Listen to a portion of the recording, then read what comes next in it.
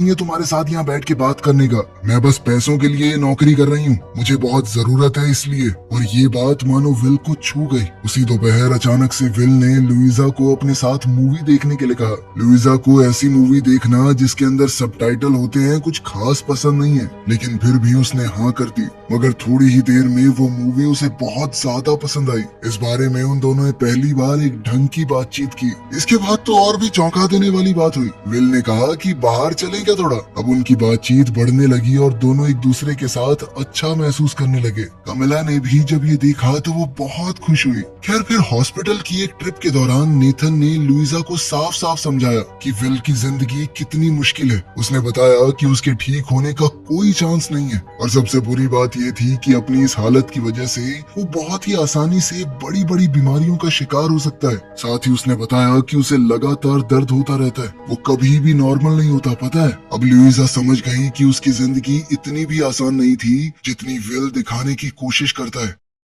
फिर उस रात जब लुइजा पैट्रिक के साथ मूवी देखने गई तो उसने एक फॉरेन फिल्म देखने के लिए कहा, लेकिन पैट्रिक ने उसकी बात पर ध्यान ही नहीं दिया और एक कॉमेडी मूवी की टिकट खरीद ली। खैर कुछ दिन बाद बाहर बर्फ गिर रही थी, लेकिन अंदर विल की तबीयत खराब हो गई। उसे तेज बुखार था और उसके पिता ने लुइजा से कहा कि उस पर नजर रखना। लुइजा ने बिल्कुल ऐसा ही किया, मगर जैसे जैसे वक्त बीता उसकी हालत और ज्यादा खराब हो गई। उसने मदद के लिए कॉल करने की कोशिश की, लेकिन आधी नींद में विल ने कहा कि टेंशन मत लो, सब कुछ ठीक हो जाएगा। लेकिन कई घंटे बीत गए और उसकी हालत बिगड़ती ही जा रही थी। आखिरकार नेथन वहाँ पहुँचा और जैसे ही उसने विल की हालत देखी वो बुरी तरह घबरा गया। वो तुरंत उसे बचाने के लिए हर मुमकिन कोशिश करने लगा। इसी दौरान लुइजा ने विल की कलाई पर कट मार्क्स देखे और उसे समझ आ गया कि विल अपनी भावनाओं को छुपाता है। वो झूठ बोल रहा है कि सब सही है। जो बेमतलब की बातें वो दूसरों के सामने करता है वो तो बस एक ढोंग है। अंदर ही अंदर वो बहुत दुखी था। उस रात लुइजा जरूरत न होने के बावजूद भी विल के पास ही रही। वो उसके पास बैठी रही और एक पुरानी बर्थडे वीडियो देखी जो उसके दोस्तों ने बनाई थी।